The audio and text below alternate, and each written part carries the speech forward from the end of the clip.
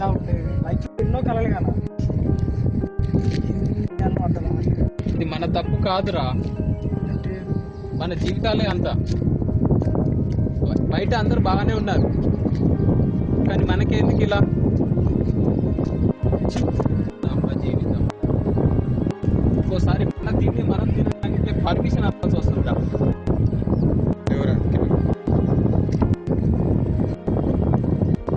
మనం చదివిన చదువులకి మనం చేసేదానికి ఏమైనా సంబంధం ఉందారా? ఎవరో రాసిన బుక్లు చదివి ఎవరో పెట్టిన కంపెనీలు కొన్ని వేల ఉద్యోగాల మధ్య ఒక చిన్న ఉద్యోగం కోసం 20 సంవత్సరాలు చదవాలా?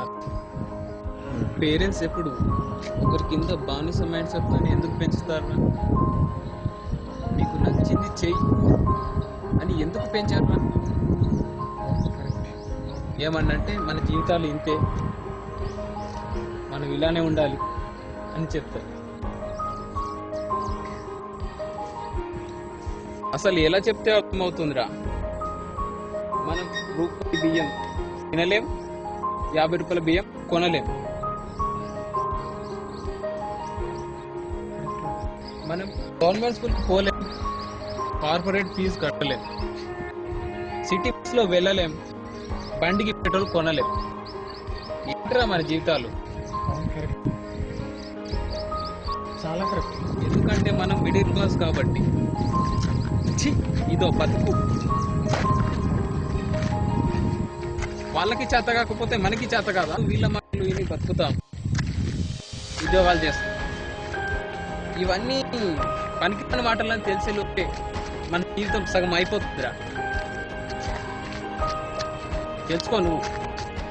ఇంటికో భగత్ సింగ్ పుట్టాలని కోరుకునేది మనమే, కానీ మన ఇంట్లో మాత్రం బిల్ గేట్స్ పుట్టాలని కోరుకునేది మనమే. పిల్లలు పుట్టినప్పటి నుంచి వాళ్ళు మేము చెప్పింది చేస్తున్నారా లేదా అనేది ఆలోచిస్తారు, కానీ వాళ్ళకు నచ్చింది చేస్తున్నారా లేదా అని ఒక్కసారి ఆలోచించరు. ఎవరైనా ఇంటికి వచ్చినప్పుడు నువ్వేం జాబ్ చేస్తున్నావు అనే అడుగుతారు, కానీ నీకు నచ్చింది చేస్తున్నావా అని ఒక్కరూ ఆలోచించారు.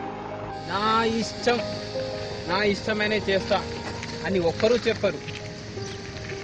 అలా చెప్పినట్టయితే 100%లో 30% బిల్ గేట్స్ ఉండేవాళ్ళు రా. It's true. అయినా మనల్ని అర్థం చేసుకునేది ఎవరు? చెప్పినా వినేదెవరు? నువ్వు చెప్పింది 100% కరెక్ట్. నేను చెప్తున్నాను 100% కరెక్ట్. ప్రతి మనిషి మనసులో ఒకటి అంటాడు, బయట ఒకటి చేస్తాడు. That is the not a life. నేను చెప్తున్నాను కదా, that is the not a life. నువ్వు చెప్పింది 100% కరెక్ట్. అది నువ్వు చెప్పింది ప్రతి ఒక్కరు అర్థం చేసుకుంటారని నమ్మకం నాకుంది భరత్. పక్కా నేను కన్ఫర్మ్ ఇస్తాను నీకు ఆ నమ్మకాన్ని. నువ్వు నాకు చెప్పిన మాటలు ఇవన్నీ ప్రతి ఒక్కరు వినాలని నా ఎక్స్పెక్టేషన్ నేను అనుకుంటున్నాను. Thank you very much Bharat. I hope you understand.